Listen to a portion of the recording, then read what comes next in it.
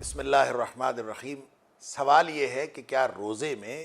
Vaccination اور خاص طور پہ یہ کرونا ویکسینیشن کرانا جائز ہے یا نہیں؟ دیکھیں، اس سلسلے میں اصول تو یہی ہے کہ کوئی کسی بھی قسم کی انٹیک یعنی جسم کے اندر کوئی چیز لے جانا،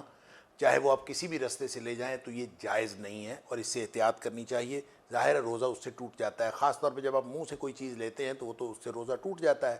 اسی لیے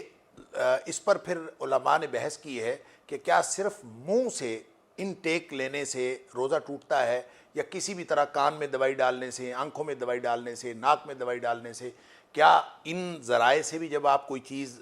کرتے ہیں تو کیا اس سے بھی روزہ ٹوٹتا ہے؟ تو اس میں پھر ظاہر ہے کہ ایک اختلاف رونما ہوتا ہے، اور اس اختلاف کا خلاصہ یہ ہے کہ ہر وہ چیز جو معدے پر اثر کر رہی ہے یا معدے میں جانے کا امکان ہے، اس سے تو روزہ ٹوٹ جاتا ہے، اس سے تو احتراز کرنا چاہیے۔ لہٰذا یہ جو برش کرنا ہے، ٹوتھ برش، اس کے اوپر بھی ٹوتھ پیسٹ کے لیے بھی بہت سارے لوگ سوال پوچھتے ہیں کہ روزے میں ٹوتھ پیسٹ کیا جا سکتا ہے کہ نہیں، وہ اور اس میں بھی احتراز کیا ہے، جس سے بچاؤ کا ارادہ ہے وہ کیا ہے، وہ یہ کہ اس کا ٹیسٹ جو ہے وہ گلے میں چلا جاتا ہے۔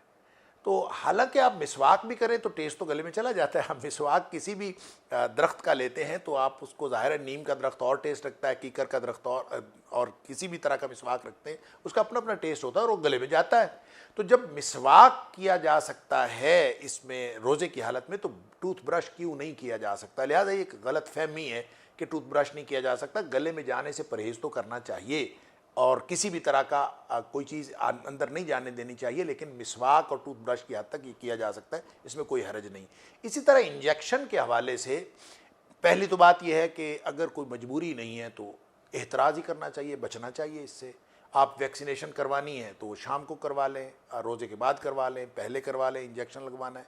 لیکن بعض اوقات ایسی مجبوری آن پڑتی ہے کہ آپ کو بیماری کی وجہ سے ایمرجنسی انجیکشن لگوانا پڑتا ہے، تو بیماری میں تو روزے کی ویسی اجازت ہے، بیمار کو رخصت ہے، لہذا اس کو روزہ چھوڑ دینا چاہیے۔ تو بہتر یہی ہے کہ اس کو احتراز کرنا چاہیے۔ البتہ